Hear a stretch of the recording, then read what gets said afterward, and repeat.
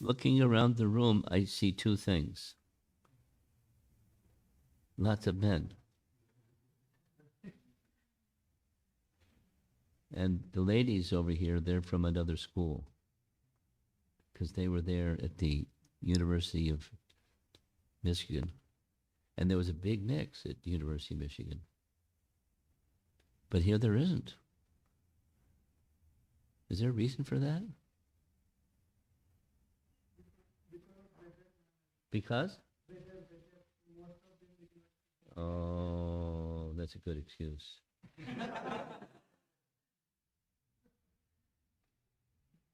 Let's see. I'll come when it's better weather and let's see what the...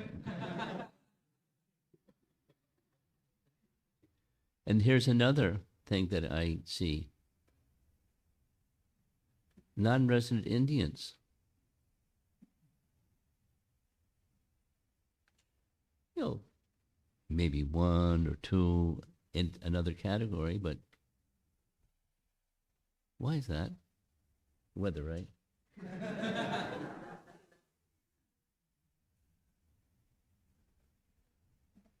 I encourage you, somehow or other, whatever that somehow or other is, somehow or other, you find ways and means, strategies that can attract the hearts and the minds of another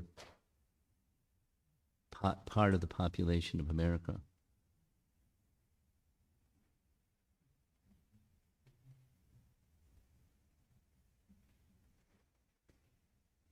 I could say a few other things, but I'll stop. Okay. Well, one of my favorite topics and presentations is this one. So I wasn't asked, please provide a menu. I just, pick one. So this is the one. And, the another title besides what you see on the screen here is, Who Am I? Now, is there anyone here who's been around long enough that you know who is Sanatana Goswami? Raise your hand. Sanatana Goswami. Okay. How about Lord Chaitanya? Okay. So Lord Chaitanya had a number of very dear devotees, and 6 of them were assigned to reside in Vrindavan. And they're known as the 6 Goswamis. And the eldest amongst the 6 Goswamis was Sanatana Goswami. Sanatana Goswami. So Sanatana Goswami was born in a very elevated, aristocratic Brahmana family. Not just, he was a very elevated person. And he was very capable. He was prime minister at that time, it was the government of Nawab Hussain Shah, because there was Muslim rule, and he was the prime minister under Nawab Hussain Shah. There's some interesting history, but I want to get to our topic. So Sanatana Goswami, didn't really like what he was doing. Because of his position, he had great wealth in addition to learning. And what he did with that great wealth was he and his 2 brothers built a Vrindavan. They're way up in Ramakeli in the northeast part of India. You know your geography, northeast part of India. But his heart was in Vrindavan. And his heart wasn't in being the prime minister under Nawab Hussain Shah. Some events happened, and the result of those events, Lord Chaitanya went all the way from Jagannath Puri to Ramakeli to pay a visit to these 3 brothers, Rupa, Sanatan, and they had a 3rd brother who died when he was young. Married, he had a son, and he died when he was young. Anupam was his name. So somehow or another, details, they left their service to the Nawab Hussain Shah and became mendicants, went from riches to rags, or, renunciation. And he was very happy. And when they met, it was on the way to Vrindavan,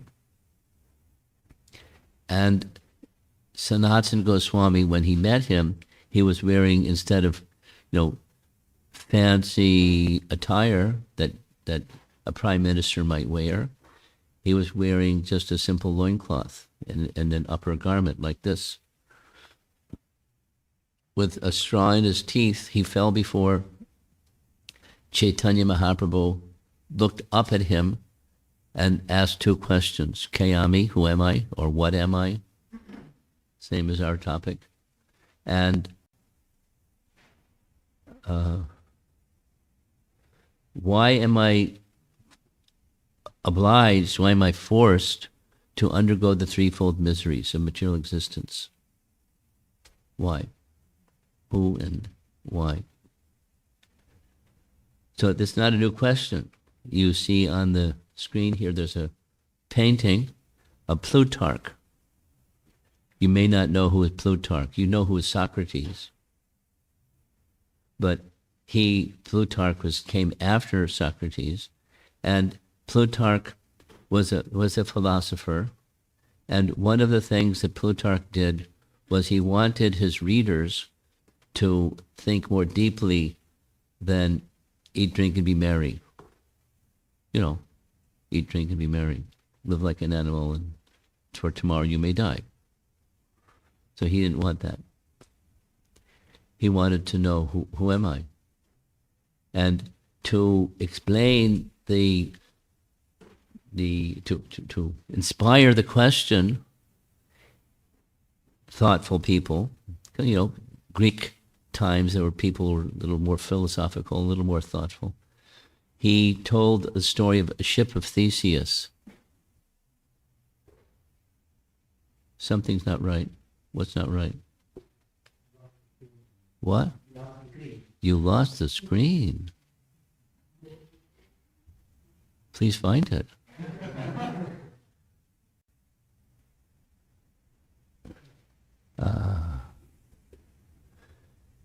Ship of Theseus.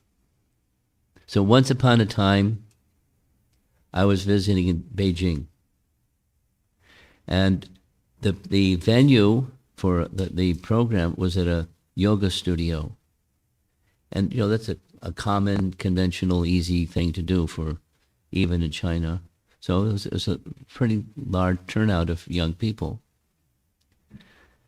And as soon as I finished speaking, I forget what the topic was, but someone raised their hand, a lady raised her hand, and said, in English, because many don't speak English, but she spoke English, "What's your take on the ship of Theseus?"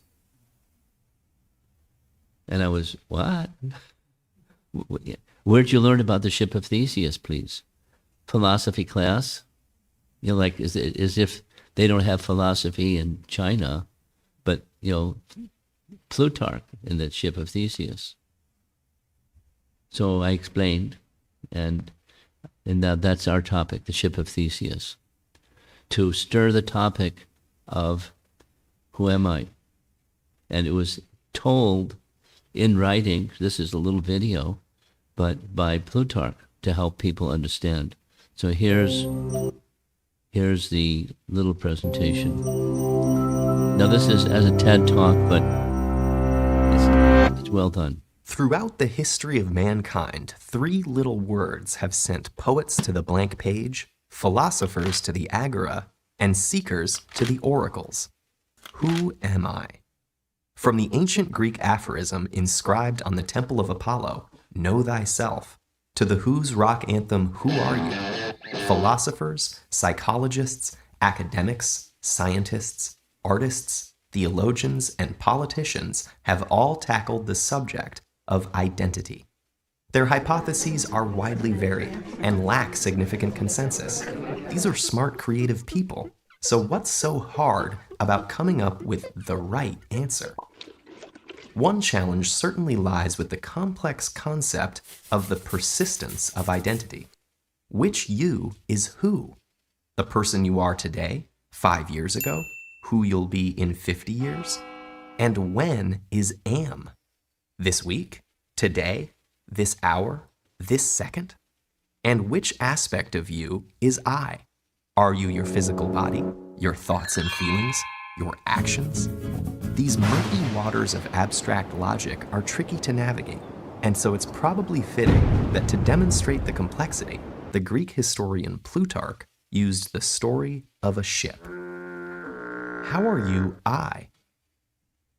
As the tale goes, Theseus, the mythical founder king of Athens, single-handedly slayed the evil Minotaur at Crete, then returned home on a ship. To honor this heroic feat, for 1,000 years Athenians painstakingly maintained his ship in the harbor, and annually reenacted his voyage. Whenever a part of the ship was worn or damaged, it was replaced with an identical piece of the same material, until at some point, no original parts remained. Plutarch noted the ship of Theseus was an example of the philosophical paradox revolving around the persistence of identity. How can every single part of something be replaced, yet it still remains the same thing? Let's imagine there are two ships. The ship that Theseus docked in Athens, ship A, and the ship sailed by the Athenians 1,000 years later, ship B. Very simply, our question is this: does A equal B?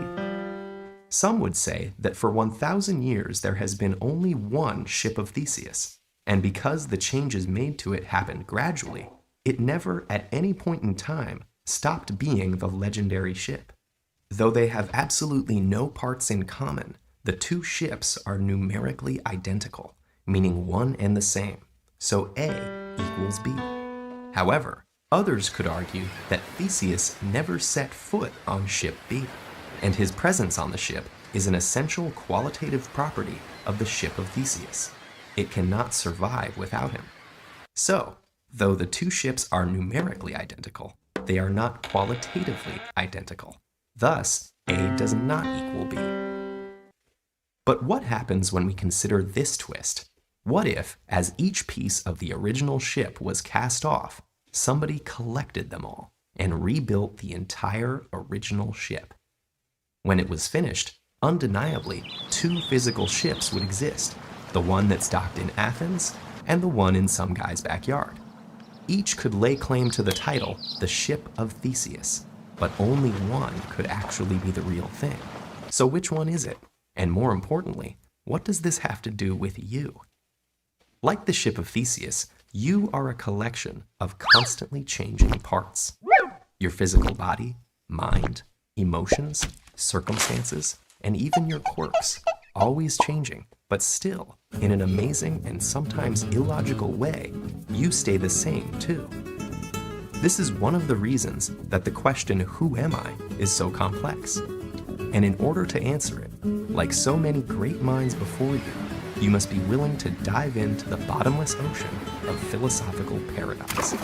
Or maybe you could just answer, I am a legendary hero sailing a powerful ship on an epic journey. That could work too.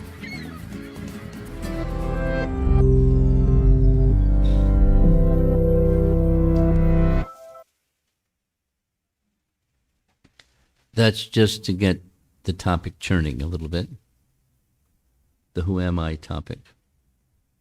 And here's a nice painting of Socrates. And we know it's Socrates because there's this bowl of hemlock. Those of you that know his history, he lived, you see his dates of life. It was long before Plutarch, but he had similar ideas, very crystal clear ideas. One of those crystal clear ideas was that he was an eternal spirit soul. And during his time, that was considered by the Greeks heresy. And so he was put on trial, found guilty, and the sentence was death. And the way of his death was to take hemlock, which is said to be a very strong poison. So here he is reaching for the hemlock, and there was a question asked of him that said, how, Socrates, how shall we bury you? And his reply, however you please, if you can catch me, and I do not get away from you. And he drank the hemlock. And that was the end of the life of Socrates. Here's another nice saying, know thyself, for the unexamined life is not worth living. Introspection. So introspection is one of the characteristics of the mode of goodness. I'm looking around the room to see if I get some acknowledgement. In an essential teaching of Bhagavad Gita is there's the soul and there's the covering of the soul. And the covering of the soul is both gross and subtle. Earth, water, fire, air, ether. Subtle, mind, intelligence, false ego, that makes 8. And then there's the soul. So the self, that's the soul. And if you don't know who you are, then you're no better than, Prabhupada's phrase, you're no better than an animal, because animals don't know who they are, and they don't even have the capacity to ask the question, what to speak of, get an answer. They just eat, drink, and be merry, and tomorrow will die. That's it. Animal life. Human life is meant for something beyond. And that's what's being said here. So, how to begin this journey? One of the ways to begin the journey, I call it wisdom literature, for different audiences, wisdom literature. And in wisdom literature, consistently you'll find these same triangles. The inside triangle is the spiritual, and the spiritual gives strength and vitality to the other, the mind, intelligence, and the body. And that spiritual entity, that's us, that little skinny guy there, that's the soul. And the soul animates the rest. And minus the soul, you don't have life. So the who am I is I'm life, but more specifically, spirit soul. So by this process of introspection,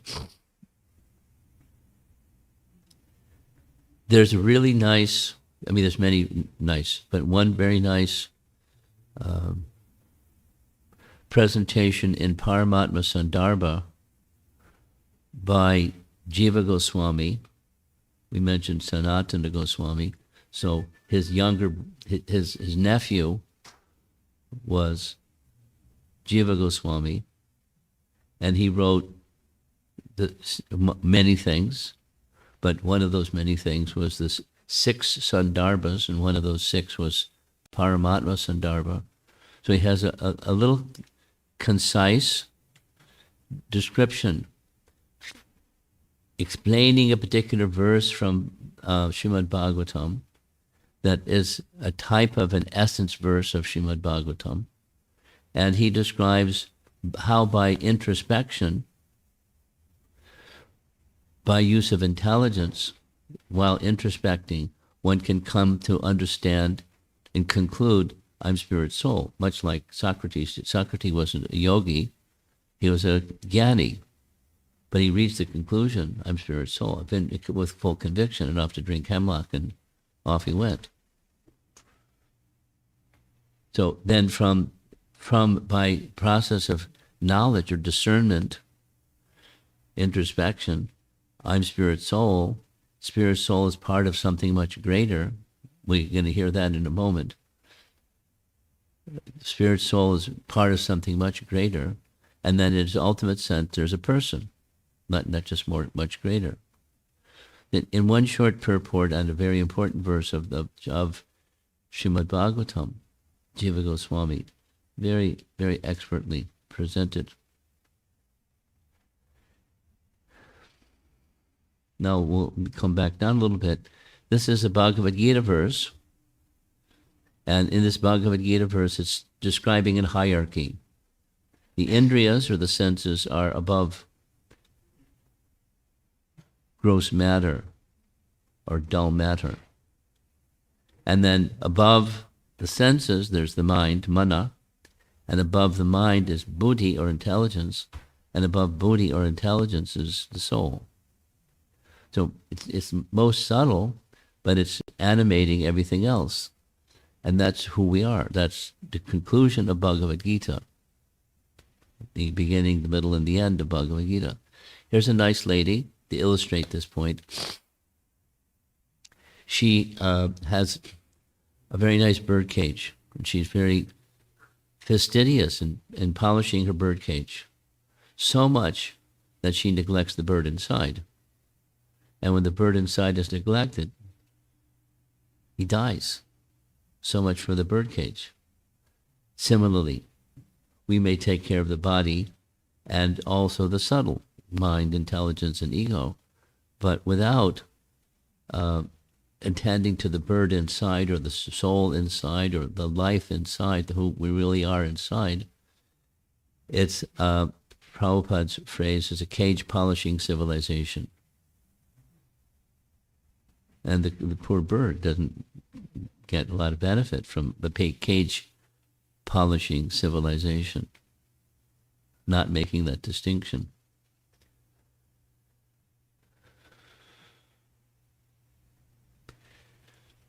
The painting, the illustration that you see here was from Sadaputta.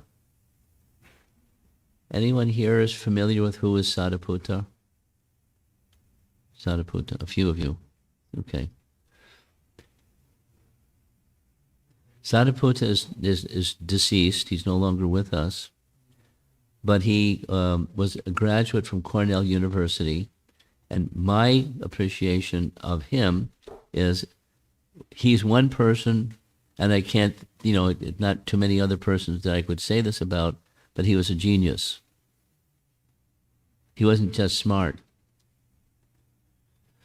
So this illustration comes from one of his writings, and it's illustrating a book. And the book is by a cardiologist named Michael Sabam from Emory University. Emory is somewhere near Atlanta, or suburbs of Atlanta, or something like that. So he's a cardiologist, heart surgeon. So one time he was performing heart surgery, and the procedure during heart surgery is they want to monitor to see if the patient is still alive or not. So they have two main ways.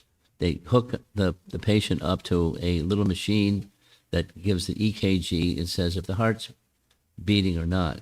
The electrical system in the body is still moving, and then breathing. That's a sign that you're still alive. So the person had cardiac arrest during the surgery, and they have a procedure when that happens.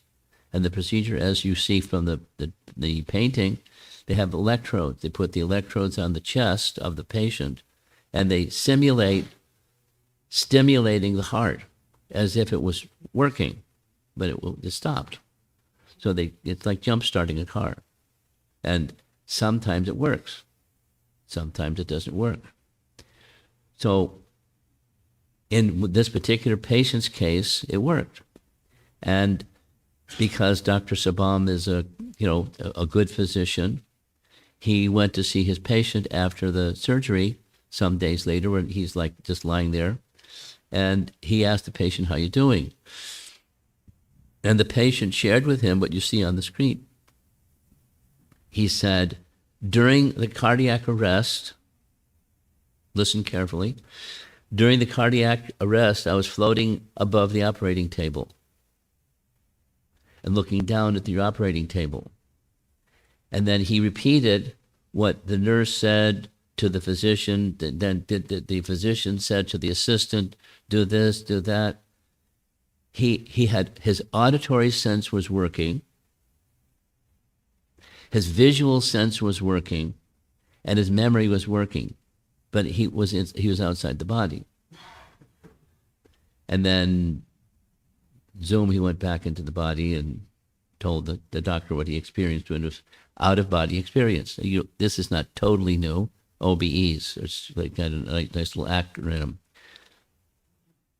So Dr. Sabam was like, what?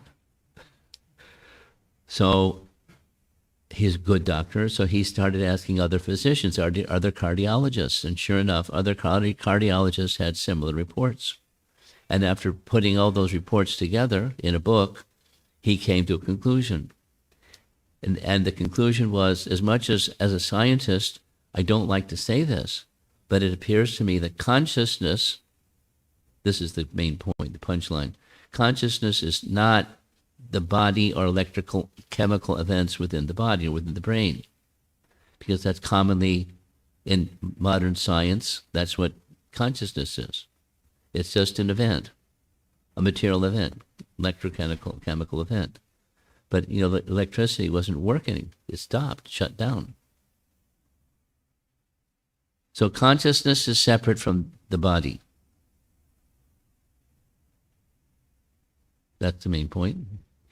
And I was interested by reading what Sadhaputta had written, so I found another one.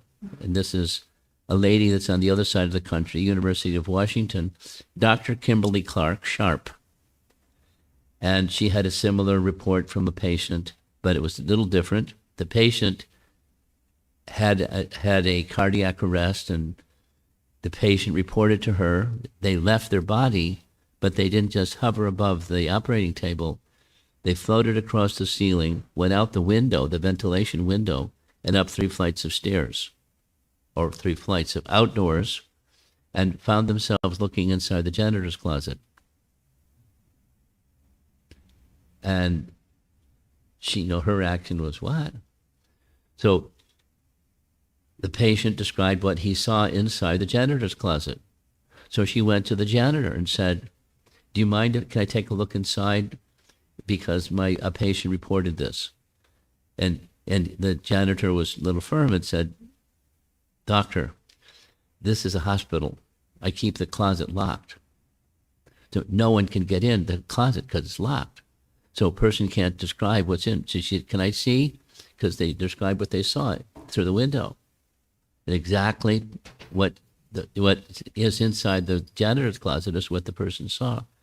And just outside the janitor's closet, there's a little ledge.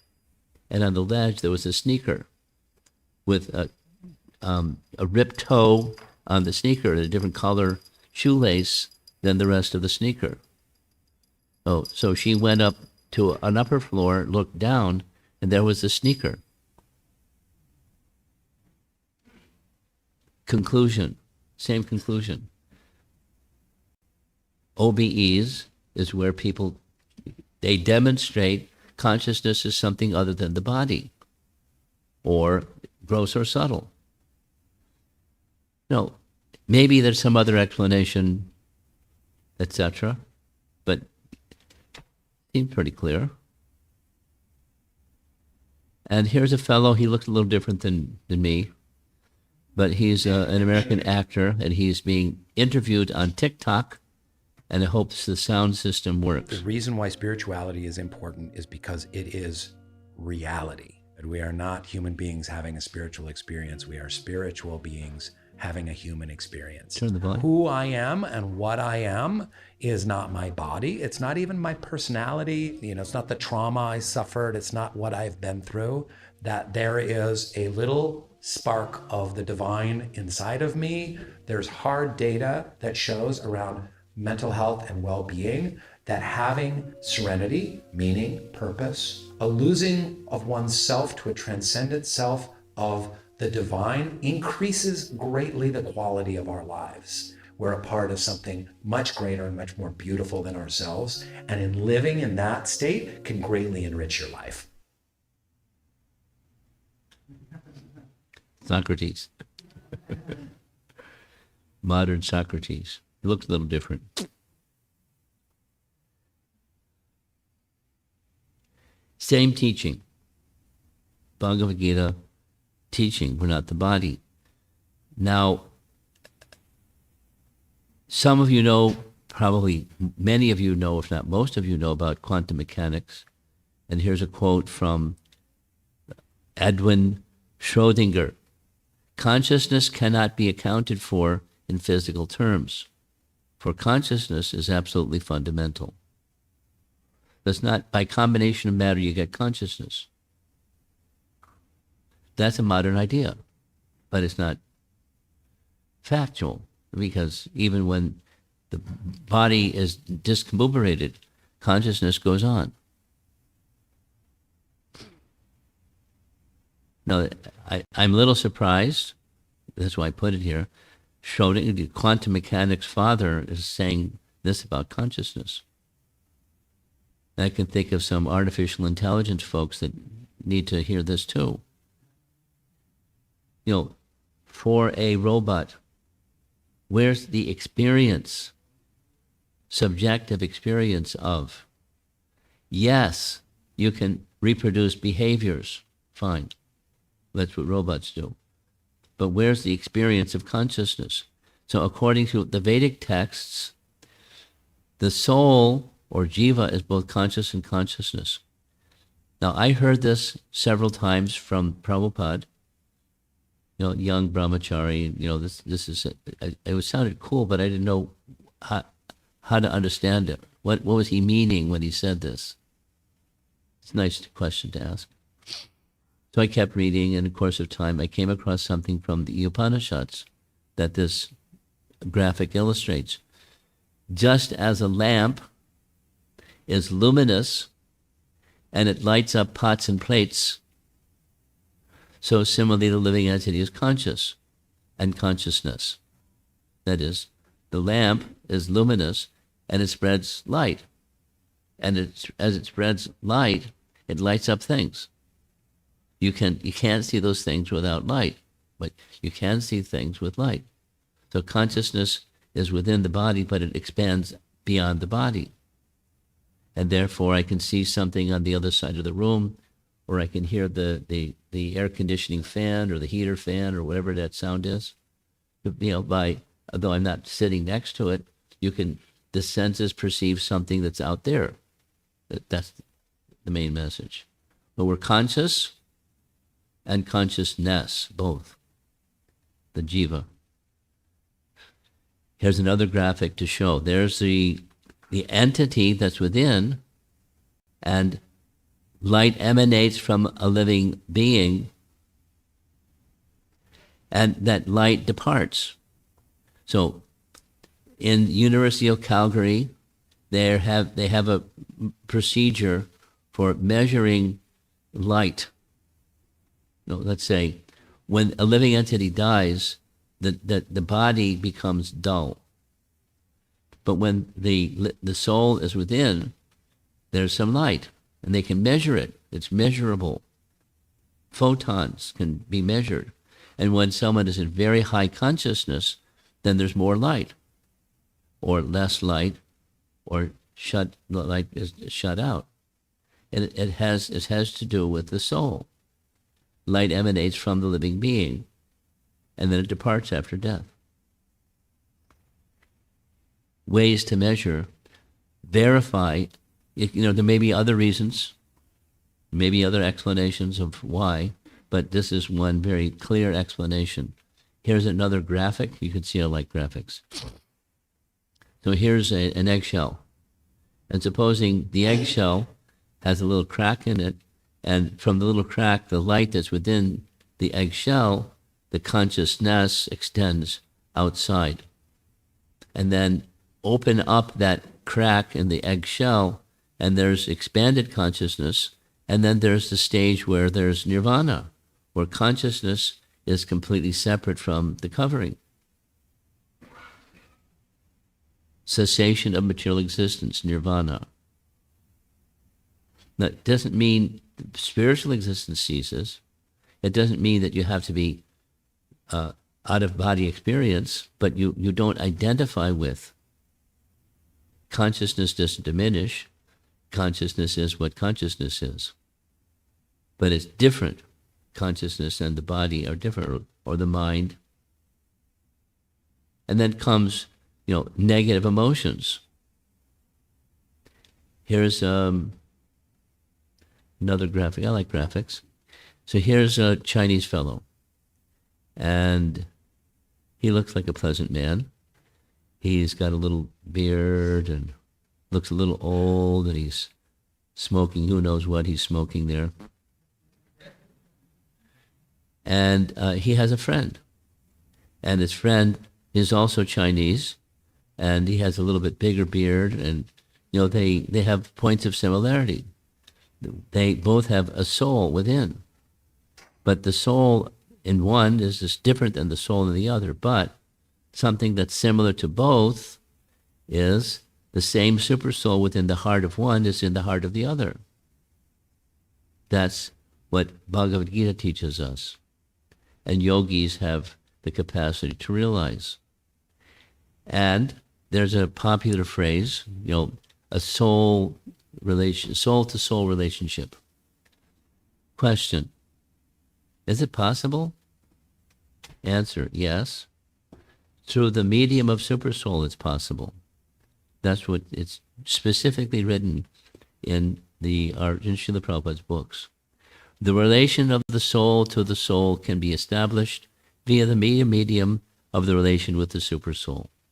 But if you don't have a conception of the supersoul and awareness of the presence of the supersoul, then you're not going to have, you can have an emotional or notional soul relationship between two souls, but that's all it is. It's not a real relationship. A few more things and then I'm going to end. It's because we're supposed to have a 30-minute and 30-minute discussion. So I hope you're ready for some discussion. I'm counting on it. What differentiates a man from a machine? And that's consciousness. So some years ago, from Sadhaputta actually, I found out about this thing he called it a light machine. So I built one. I took it around to high school classes. And the light machine had 3 parts. 1, a little button on the top, a plexiglass, transparent, you could see what's inside the box. A little button that you press the button and it shows a red light. 2, a little light-sensitive wafer at the top of the little printing machine, and it gets a sense that there's a red light. And then when you press and the printer is on, it prints out a little ticker tape thing saying, I see a red light. So same question, where's consciousness? Is there actually a seeing of the red light? Subjective experience, yes or no? It's a behavior. In robotics, or, this is very simple, but it's the same principle. Artificial intelligence is reproducing behaviors, but no consciousness. And to make the robot work, or whatever it is, you have to have a programmer. And it's someone who's pressing the button. Otherwise, it can't replicate the behavior without life within. Where's the experience of seeing a red light accompanying this mechanical response? Couple more things. Here's a scientist. He has a nice lab, and he took up the task of finding out what are the elements that make up a body, a human body. So here's what he found. Enough iron to make 6 small nails, enough carbon to make 900 pencils, enough sugar to sweeten 10 cups of coffee, potassium to fire a toy cannon. And lime and fat to make 7 bars of soap, phosphorus to make 20 matchboxes, water to fill a 10-gallon tank, a little sulfur, calcium, and other trace elements. And you go to a shop, a place that supplies these ingredients, they'll give you the ingredient for $20.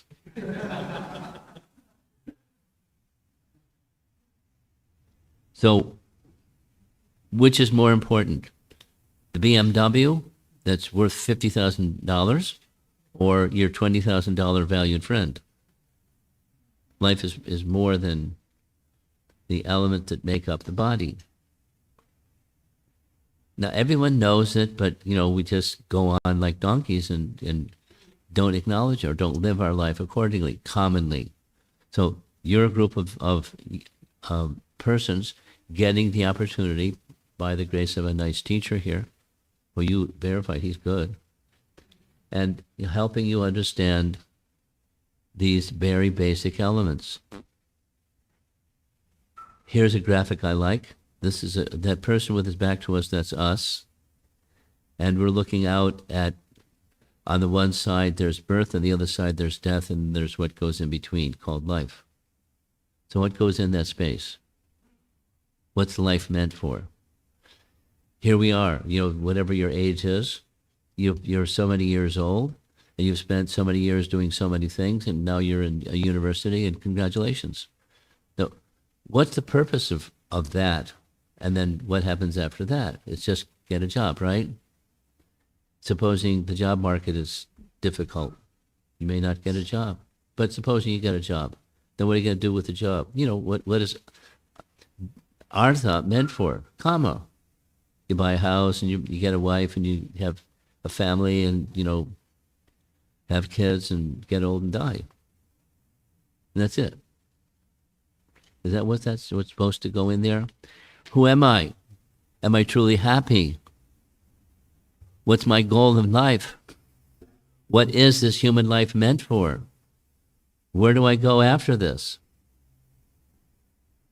And these are types of questions that are raised in Bhagavad Gita. So I'm sure you're being introduced to Bhagavad Gita. And I'd like to encourage you to pay close attention, in addition to what you hear in class or in your discussion groups. Here's this nice painting where Sanatana Goswami is falling at the feet of Chaitanya Mahaprabhu with the same Kayami, Kene Amaya Jar Tapatrai, the threefold miseries. Why do they trouble me? Why am I subjected to this? And here's the last. This is a recording. This is Prabhupada being interviewed by by radio, I think, a New York Post reporter, and it was recorded, and here's, assuming technology works, here's Prabhupada's, the question answer. What is the perfection of this life? The perfection of this life is to understand oneself, what I am. This is the beginning. Why I am suffering? If there is any solution of this suffering, there are so many things. This question should be there. Unless a man is awakened to this question, so what I am, why I am suffering, where from I have come, and where I have to go, then he is considered on the animal level. Because animals, they have no such questions. It is in the human form of life, these questions are there, and their answers are there in the scripture. So if we are inquisitive and follow the answers from authoritative sources, then the solution of life is there. That's all. So know yourself. Yes. Know yourself. Yes.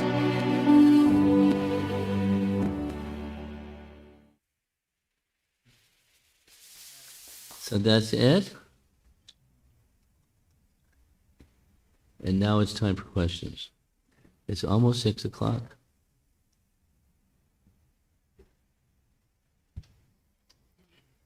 Comments or questions? Here's one.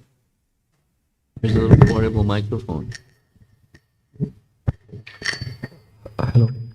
Hare Krishna Swamiji. Thank you for this nice presentation. You were giving an example about the Emory University. So I want to know... Which university? Emory University. Emory University. About the soul, lifting out. Yeah. And then, So is it true that once the soul, goes out of the body, then it never goes back? Or No. because in this case you were saying that it He went went back. back. Yeah. So how is that possible? There's a thing, mystics call it the silver thread. Like there's an umbilical cord from a child is born, so that the body grows through the umbilical cord. So there's a silver thread that the connection with the body isn't kaput as long as that silver thread is still intact. So one may, by this artificial resuscitation method, return back to a body that operates, breathes, and, that does so. The answer to your question is not necessarily. And that's what an out-of-body experience is the not necessarily exception as opposed to the rule. And this teaching, and I can't elaborate on it, so don't ask me, the silver thread thing, I don't know exactly what that is. Because I'm used to people asking, what exactly is the silver thread? I don't know. But it's a connection, the soul to the body, because it's not, this thread isn't cut yet. Thank you. Hare Krishna.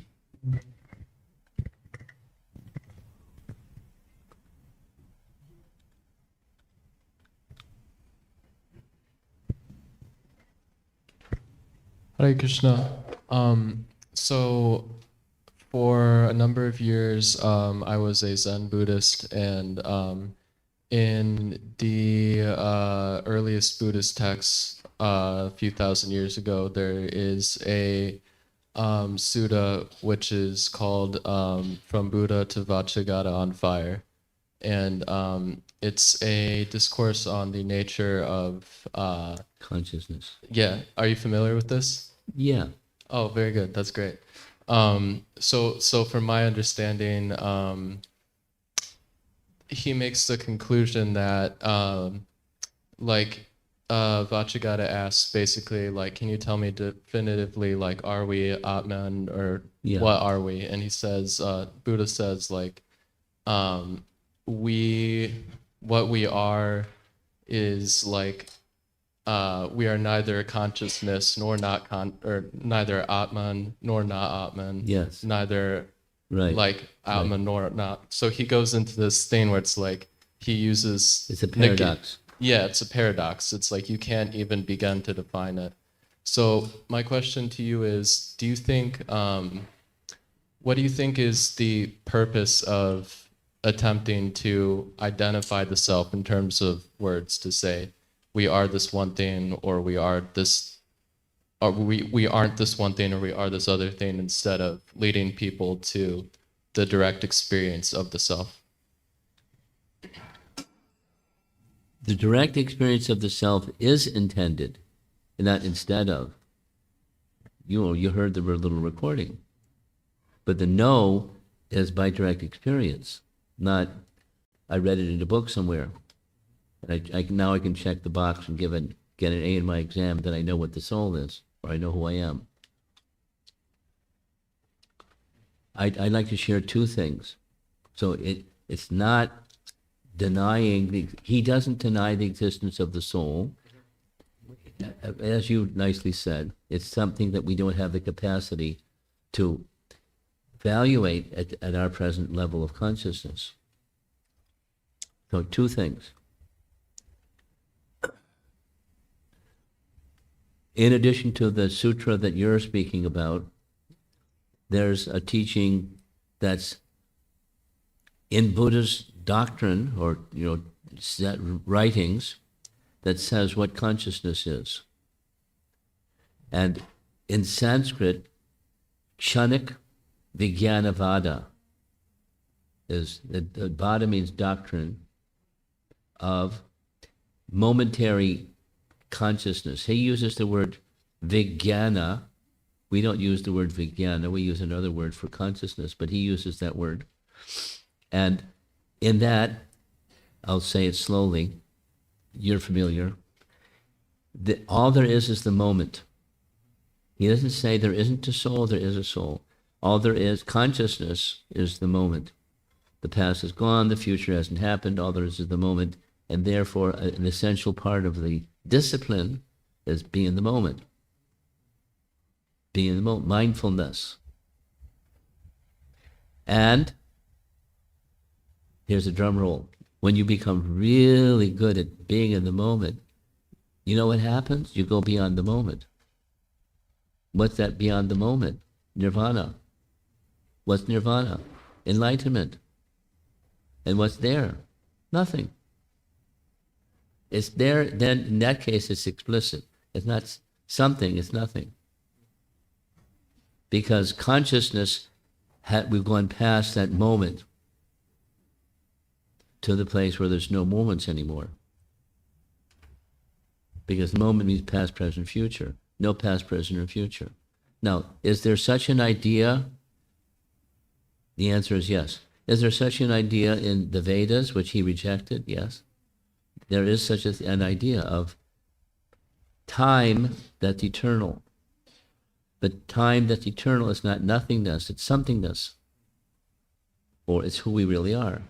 But that's experience of who we really are is what Prabhupada was encouraging, or what the whole of the Vedic process or the Vaishnava process is encouraging.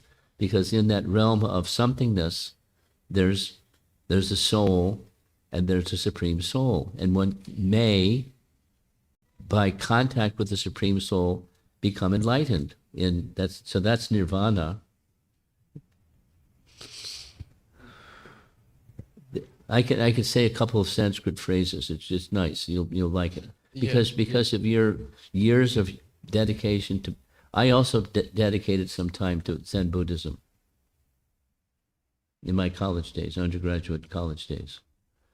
So I have some idea of subjectively what the experience is, and the discipline, and the teaching. So, in the Vedas, which Buddha rejected, there's this teaching that says,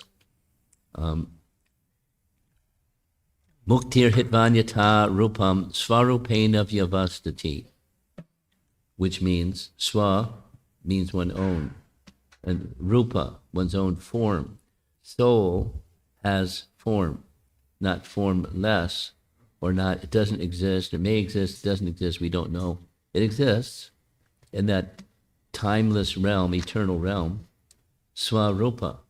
And liberation, mukti, means letting go of the misconception and by letting go of the misconception, becoming accessible to be able to access reality, or who we really are. Know yourself. And that's with spiritual form. Swarupena vyavastati. So that's a response, a Vaishnava or a Vedic response to who are we? In contact with Buddha, who rejected the Vedas and had a different approach to understanding who you are. You're neither this nor that, but you can realize who you are by the process he gave. And in the end, it's void, or nirvana. Nirvana, cessation of material existence. When material existence is over and you don't know who you are, then who are you? Void, nirvana. I'm light. Twinkle. What do you do in that place? You twinkle, or something. You exist in enlightenment. So now you want to say something else. Yeah, thank you so much for that. And it's very good to have someone who's familiar with the Zen background like so extensively. It has me thinking, I would really love to have like the outlook that, all of these things are completely compatible, and that, it's all the same teaching, but that's not the way the world works. But no, it's not the same teaching. It does make me think, you're describing the Buddhist conception of the self as like cessation, basically, which is consistent with the suttas, It's momentariness. Right. The moment to moment, that's it. That's all that exists. I've always had this train of thought though, like if you're thinking about like Buddhist enlightenment or like samadhi, and then the Vedic like Vaishnava samadhi, is it possible that both things are leading to you the same reality, which would be like Krishna, but they're describing it in different terms, even though the teachings are conflicting? Or is that a Well, not exactly. Nice try. stretch? Okay. It's wishful thinking, Yeah. but it directionally, yes, in terms of detachment from the temporary, and the detachment from the temporary, that's a big deal because we're involved in the temporary. We're here for that purpose, in fact. Enjoying the temporary. Senses, sense objects, woo, woo, woo. That's material life. And cessation of material life is winding that down. And so the Vaishnavas, they also wind it down, but they replace it with something. Desirelessness is no material desire, but then when you take away the material desire, is there desire? Yes. What's that? Spiritual desire. What's that? What's that spiritual world like, where there's just spiritual desire and no material desire? That's a nice question. Yeah. And is it possible to enter that realm? Yes. Yes. Come on. Come on over. It's nice over here. Yeah. And yeah, but I got all these attachments and stuff over here. Okay, we'll work on it. But one of the working on it methods, this is important, is through sound. Spiritual sound inspires and awakens spiritual desire. Material sound and silence doesn't awaken spiritual desire. Spiritual sound awakens spiritual desire. So where do I get this spiritual sound? You got you got your bead bag there. So that's a spiritual sound. Supposing I'm not in a very elevated consciousness, I do this mantra chanting. The sound is nonetheless spiritual, and slowly, slowly, slowly, depending upon my attentiveness, my mindfulness of that sound, I can be elevated beyond the material into the spiritual desire, spiritual realm, with their spiritual activity and spiritual form and variegatedness and Krishna's pastimes and everything. That's the invitation through sound.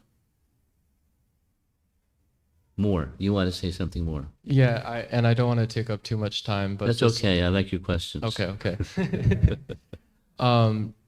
Briefly, and thank you for that answer, by the way. So you, at some point, did a similar switch to me from Zen to ISKCON. Yeah, I did. What was the draw towards ISKCON? Real simple. Honest. I practiced Zazen for about, it's not a big deal, but for 6 months, every morning for 2 hours. From 5 a.m., from 4 a.m. to 6 a.m. 2 hours every day. For a college kid, that's a big deal. Every day for 6 months. And here was my experience. 1, there's details. Very powerful. 2, it's not permanent. Because when we finished, I and others, we finished that 2-hour session, the mind starts to get cluttered up again. Because you do stuff and the mind gets cluttered up again. So I wanted something that it'll stay with me in life. And stay with me because it's substantial and not turn it off. But live in that state of proper consciousness or higher consciousness. That's what I didn't know how to get there, but that's what I wanted. So I just tried some other methods. And another method was sound. So I had 6 different mantras. I was a kid experimenting with stuff. And then out of the 6 different mantras, one of them became very prominent. So then I started focusing on that one. So it was steps. Awesome. Thank you so much. Hare Okay. Krishna. Okay. Somebody else. Way in the back. Oh, you were right there. Go ahead. Sorry. Sorry. Hare Krishna Prabhuji, your presentation was really great. I just want to know much more about the near-death experience, the presentation and the slide that you were showing about Yeah. the near-death experience. Like you just, I think there was a specific term, it was like weak photon emission, if I'm not mistaken. Well, there's 2 terms, and there's NDE and OBE, Yeah, OBE, sorry. out of body experience. Yeah. OBE. Yeah, It's a common phrase. okay. And So, it's not just in operating tables in hospitals, that people have them. In car accidents, something shocking happens and they leave their body and they experience something and then they come back and then report what they experienced. yeah. You've read probably Yeah, I reports know of much- that. yeah. No, your question? And my question was like, if there is something like this subtle thing called Atma that Yeah. ever exists, like inside our body, Yeah. and in Bhagavad Gita, Lord Krishna has clearly said that like the Atma is beyond the physical realm Yeah. or the physical existence, Yeah. and like he has already there is already a huge reference in the Bhagavad Gita that says that Atma can be neither tried by the air, not it cannot get wet or Yeah. it cannot get burned, Yeah. it cannot get chopped off. Right. And yeah, it is already mentioned, but like in terms of medical science and so many things are going on, there are some instances where the Atma is kind of like, there's something that is like detectable after the death or during the time of death. There is something like that is going on with the human body, and that is the thing. And like you also say that like photon is emitted by the body near the death, especially since I'm like studying physics myself. That is the infrared radiation or the heat that is produced by our body. Anything like that is anything which is emitted as heat is the infrared radiation. or Everything that is immaterial? material said? emitted Emission. emission, sorry. Emission. Emitus. What's emitus? Emitted, sorry. Emanates. Emit. Emitted, Okay. sorry. Emitted. Okay. Sorry for my accents. Yeah, I got one too. Sorry. So yeah, it is emitted as a heat or the infrared radiation. But something that is Atma, which cannot interact with the physical thing, how it can be like detectable or something like that. I still don't know much more about it. Can you please shed some light on it? Okay. $64,000 question. You can't know through the senses. You can't know through the mind. You can know through sound.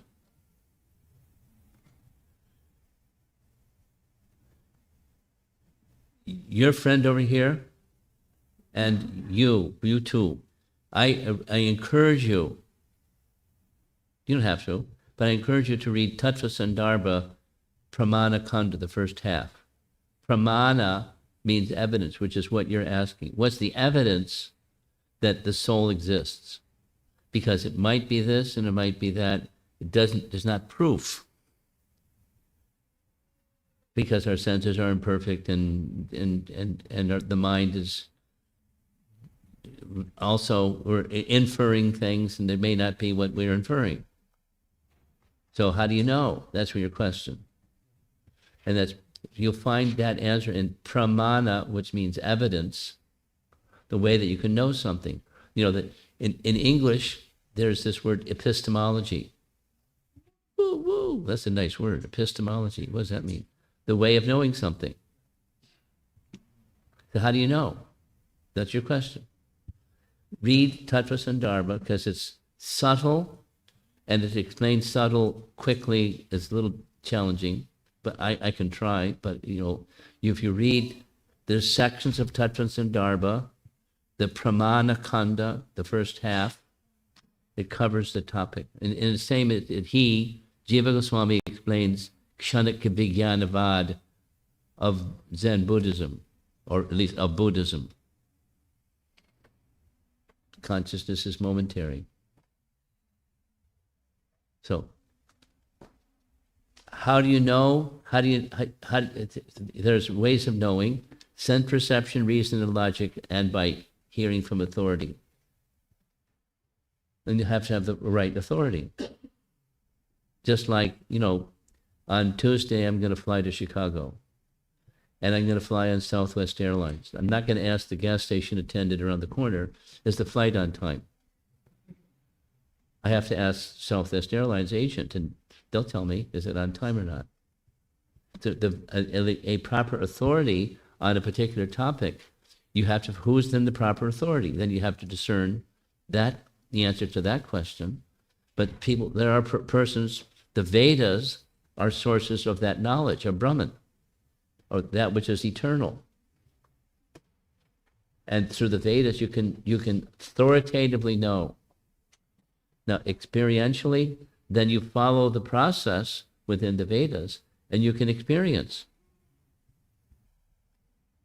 On the soul platform, you can experience the existence of the soul and existence of other souls, etc., by higher consciousness. But one doesn't have higher consciousness. Supposing, like, he's got a bunch of spaghetti cables over here. I don't understand how all this works, but he does. So he's a good one to ask, how does this spaghetti fit together to get this projection on the screen up here? Because he knows. So he's an authority on that, at least, a modest kind of. So someone who's an authority on Brahman, spirit, from the Vedas, that's a good place to go. And then here's another detail. Is it the right source? Then comes the next question. Parushaya Shabda. Shabda means sound. Sound from an infallible source. Really? Any sound I know is from a fallible source. Is there an infallible source? Yes. What's that? The Supreme. Oh, come on, you people. But, try it. Take a lick on this raspberry ice cream and see how it tastes to you. I don't believe it. Go ahead, try it. Lick. By experience, by consciousness. So what it says in the text, you can subjectively, on the consciousness level, experience. That's the validation or verification about the existence of the soul through sound from the proper source. Sorry, my second question, I also don't want to take much time, but my second question is like, I follow like the both path. I also in the Krishna consciousness, and I also do science, like pure hardcore. You also do science? Yeah, pure hardcore science. Fantastic. Physics. I do that, but like while doing the science, there are some limitations, like there are limitations in the science, especially that is the scientific method that I have to deal a lot about it. Salute to the flag. Yeah, and I do two of these things, and like sometimes I just think that like I cannot mix them both, like so something is beyond and something is like here in the material realm. But when it comes to the question of consciousness, I think like both things kind of meet to the same place, because in scientific domain also the consciousness is something that is really debatable, like it's Like, not there. The quantum physics, Yeah, Schrodinger exactly. said, Yeah. it's not something that you can create, and it's not measurable by material instruments. Exactly. But you can know it. Yeah. He knew it, and you Yeah. can know it. And because of time, I'm just going to refer you to Sadhuputa's writings. Sure. And to make it even shorter, there's a group of devotees, Hare Krishna devotees, that are astrophysicists and this and that and the other thing and the other thing and the other thing. You know, they're highly educated, really smart people, because I've spent some time with them. And they found a way to unify, not trash this one or just put bhakti on hold and do science and then come back to the bhakti thing and just trash the science one. Yeah. They have a way to bridge. So Sadhaputta is an ideal person, and many of them, this place, it's in Gainesville, Florida. The Bhaktivedanta Institute for Higher Studies, that's what it's called. And, you know, smart people, really smart people. And, you know, they're living in both realms, and they're quite comfortable. Yeah. Because they're using the gifts that science has given them to help as tools to establish for people that aren't Hare Krishna guys to understand what Hare Krishna people are saying. You know, they're smart people. One of the projects they're doing, you'll appreciate this because of physics. Sure. They're making a design for the Temple of Vedic Planetarium. What's that? It's the structure of the universe according to the Vedas. Yeah. And design a three-dimensional model that's going to depict the moving and non-moving parts of the universe. The solar system and this and that, and how the whole thing works. How'd you like that assignment? Yeah, it's fantastic. Sorry for a longer time. Associate with some of those people or read some of their writings or their publications, and you'll find it attractive. I'm sure you'll find it attractive. Sure. I'll try. Because I also have a science background. And I find it very attractive. And it doesn't have to trash one and do the other, or the reverse. They go well together. I'm gonna take one more question. I see 2 hands, 3 hands, way in the back. Mataji. My question was about your comment around momentary existence. Momentary, not momentary existence, consciousness. Yes. Specifically. Yeah. So I am learning to wrap my head around that, but what I struggle with is that life is a continuous experience, but then only the moment is the true reality. So how have you learned to reconcile that? Because you're still experiencing life as a continuous experience, and you still have the memories of the past and the hopes for the future. You're with Theseus, or Yes. Plutarch, or Socrates, or Krishna, and Buddha is in another school. Buddha is the one that says temporary, or momentary, not just temporary, moment. That's his teaching. And then there's something beyond the moment, and that's nirvana. That's his teaching. And a process to experience his teaching. And what's on the other side is void. So that's not Vaishnava teaching. That's not the Vedas. He rejected the Vedas and came up with this other nice idea. The diminishing nonviolence and live in higher consciousness through the process of meditation. Now it's a different approach, different practice and discipline, etc. So your question, if I might have understood your question, we're not advocating that. That's Buddha's advocating that. And the Vedas don't advocate that. They advocate time as eternal. And we're meant to experience eternal time, not the temporary type. And it's not just dialing down the temporary type and it just shuts off. That's not the process. The process is awakening eternal consciousness by the bhakti process and connect to the spiritual realm, where everything is eternal. That's where we belong. That's healthy consciousness. Supposing somebody has an illness. This is an example. Supposing somebody has an illness Here, take this poison pill and you won't feel anything. Okay. No. Here's some medicine. You have that particular disease. Here's a medicine. Take a little over a period of time, and you get back to your normal health. But the normal health isn't zero. Isn't void. The normal health is what it is.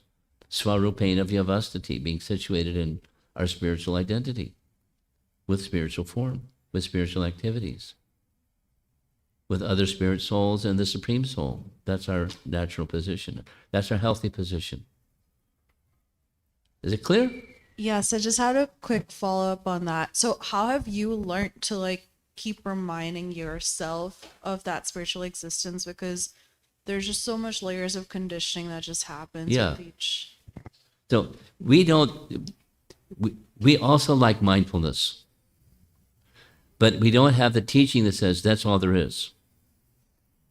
Be present with Krishna. When you're vibrating the Mahamantra, be in a relationship with him. Be present with him. Be mindful of that relationship with him in moment to moment. And then you're being invited into the realm of eternality, not nothingness. Thank you.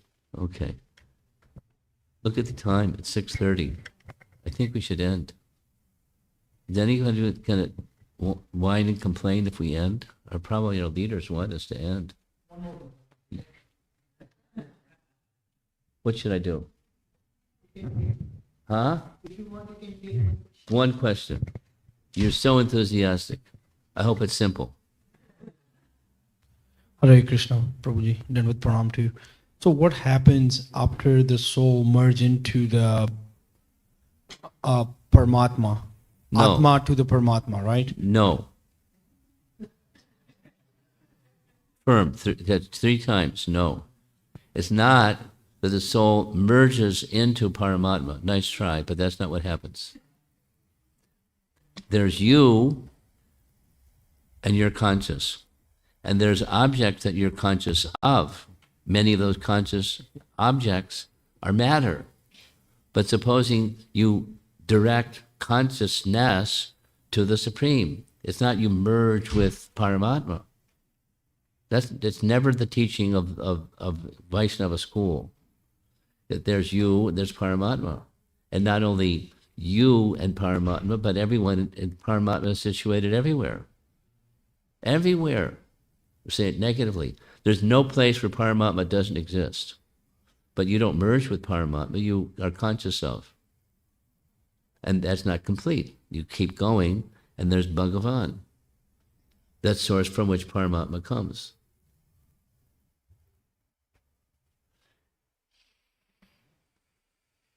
So where does the soul go? Where does the soul go? Depends on consciousness.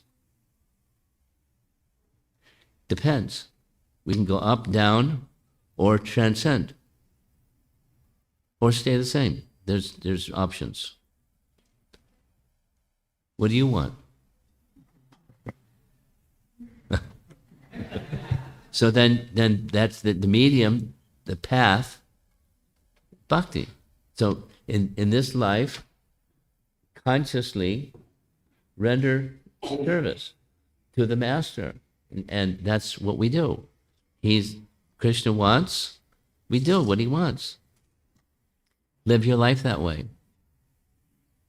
You know, like here's, for example, food choices. What is Krishna like?